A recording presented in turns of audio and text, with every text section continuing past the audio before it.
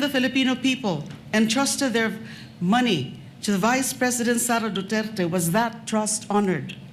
That question will not be answered by politics, by general denials, by press releases. It will be answered by the witnesses, by the documents, by audit, and by the evidence, and the prosecution is ready to present it. Sa kabuuan ng ebidensya, makita ang hindi lang mga simpleng irregularidad ang nangyari. Objection, Your Honor. Malinaw Again, ito. objection, Your Honor. Honorable De Lima, I would have to stop This you. is out of I would have line. to stop you at this point. The continuing objection of the respondent is duly noted. I would have to stop you at this point. And I have to my stop due now. apologies, but kindly call your witness already. Thank you, Your Honors. I submit. Thank you very much. With that conditionality, the Honorable De Lima may proceed with her opening statement. Your Honor, may we comment on that matter? Yes, what is the pleasure of Attorney Poe? Your Honor, I'd like to apologize for having to comment on this matter, but as far as I recall, the presiding officer already made a ruling before against opening statements, Your Honors. Again, I will be very conscious, Honorable De Lima, with respect to statements of fact and law that are not coming out from the mouth of any witnesses you will be presenting. So kindly be precise and short with respect to your opening statements. You may proceed, ma'am, subject to those reminders. Thank you, Mr. Presiding Officer. This is about 5 minutes or a little more than 5 minutes. Mr. Senate President, Mr. Presiding Officer, Honorable Senator Judges, mga kababayan, magandang umaga po. Sa ating pagbabudget para sa pamilya, dahil hindi naman unli ang pera, masinop ang ating paggasta sa talagang kailangan at kapakipakinabang natin nilalaan. Ganyan din dapat sa pondo ng bayan. Sa yugtong ito ng paglilitis, pag-uusapan natin ang confidential funds. Ito ang budget para sa mga sensitibo at surveillance-related activities upang suportahan ang mandato ng mga civilian agencies. That a budget is intended for confidential operations does not mean that the conduct of the officials involved in the handling of people's money is exempted from the demands of transparency, scrutiny, and accountability. Public office is a public trust. Yan ang sabi ng konstitusyon.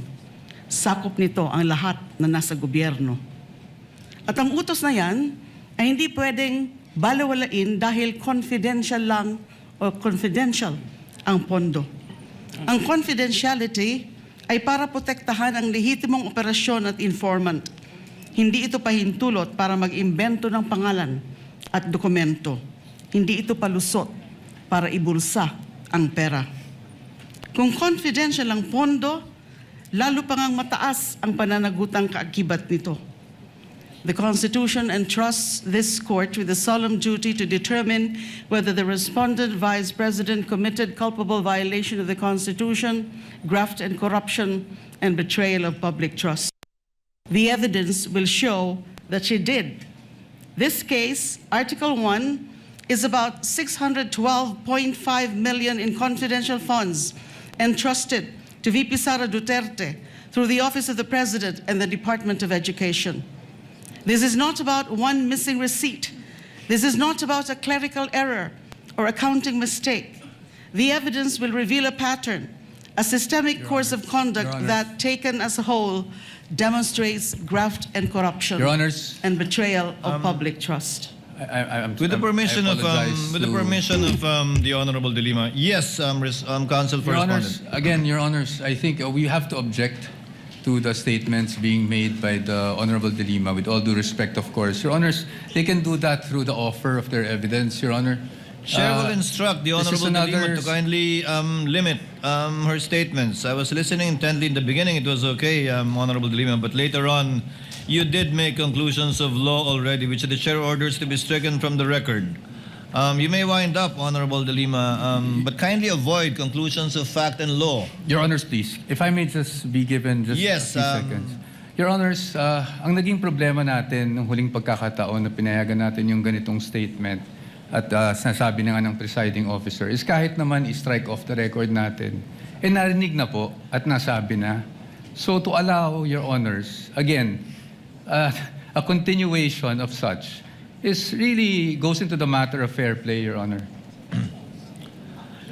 Honorable De Again, Lima, with all due kindly respect, wind Your up. Honor. Again, you were forewarned beforehand to kindly limit your statements. Hence, you are faced again with a similar situation. Kindly wind up, Honorable De Lima, and call your witness. Ang dami pong malalampasan sa aking opening statement because this is supposed to be an again, overview it is the of the court's case, position the overview of the evidence. to let the witnesses speak, not the counsels, insofar as the evidence is concerned or conclusions of both fact and law. Kindly wind up, Honorable De Lima. I submit to Your Honors, and so I will wind up. Kapag ang isang impeachable officer, tulad ng pangalawang Pangulo, ay nabuso ang kapangyarihan sa paraang sumisira sa accountability Same o objection, Your sumusuway Honor. sa pananagutan, dapat pa ba siyang pagkatiwalaan? Dapat pa ba siyang manatili sa pwesto? When the Filipino people entrusted their money to the Vice President Sara Duterte, was that trust honored? That question will not be answered by politics, by general denials, by press releases. It will be answered by the witnesses, by the documents, by audit, and by the evidence, and the prosecution is ready to present it. Sa kabuuan ng ebidensya, makita ang hindi lang mga simpleng irregularidad ang nangyari. Objection, Your Honor. Malinaw Again, ito. objection, Your Honor. Honorable De Lima, I would have to sistematikong stop paraan. you. This is out of I would have line. to stop you at this point. The continuing objection of the respondent is duly noted. I would have to stop you at this point. And I have to my stop due now. apologies, but kindly call your witness already. Thank you, Your Honors. I submit. Thank you very much.